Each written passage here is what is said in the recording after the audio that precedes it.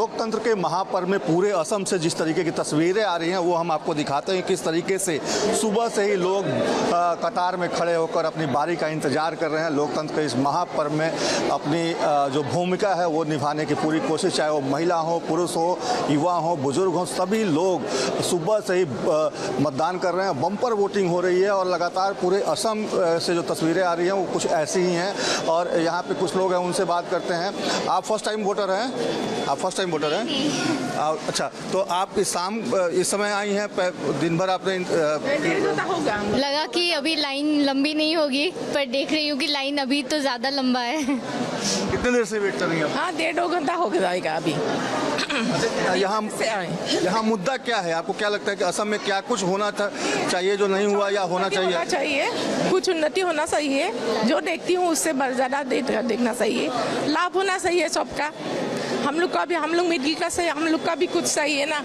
सो नीचे बीपीएल में मिलता है, ऊपर वाला मिलते हैं, हम लोग का बीच में रह गया, हम लोग का कुछ नहीं मिलते, इसलिए कुछ चाहिए हम लोग को भी। लोगों को कुछ चाहिए। और अपने यहाँ पे जितने भी लोग हैं, निश्चित तौर पे देखिए कि अभी लगातार सुबह से ही जिस तरीके से बम्पर वोटिंग पूरे असम में देखने को मिल रही है। हमारे साथ फर्स्ट टाइम वोटर हैं। आप फर्स्ट टाइम वोटर हैं? जी जी जी।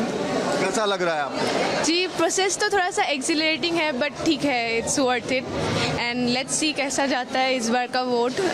जैन जी को लेकर लगातार सवाल होते हैं। आप जैन जी हैं और आप वोट डालने आई हैं, आपके मन में क्या चल रहा है? क्या सोच के वोट डालने आई हैं? किस चीज़ के मुद्दा क्या है आपके मन में कि किसके आधार पे आप वोट डालेंगे? क्या सबसे मेन मुद्दा तो अर्बन फ्लड्स का है, तो देखते हैं इस बार का सरकार अगर कुछ कर सकते हैं इसके बारे में। और सबसे और बड़ा इशू तो है वीमेन सेफ्टी के लिए। Let's see what the government this time does and या let's hope for the best.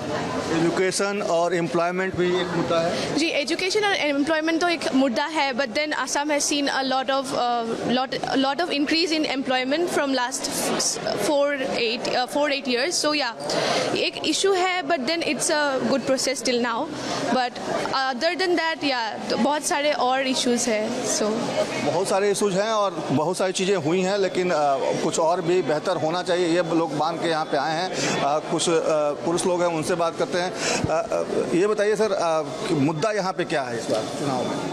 चुनाव का मुद्दा सही चल रहा है। इंफ्रास्ट्रक्चर के ऊपर वोट देना चाहिए, लोगों को देखना चाहिए अपने कैंडिडेट कैसे, उनका प्रीवियस हिस्ट्री क्या है क्या नहीं, और उसके मुताबिक एज ए फेस्टिवल एंजॉय करके वोट देना चाहिए।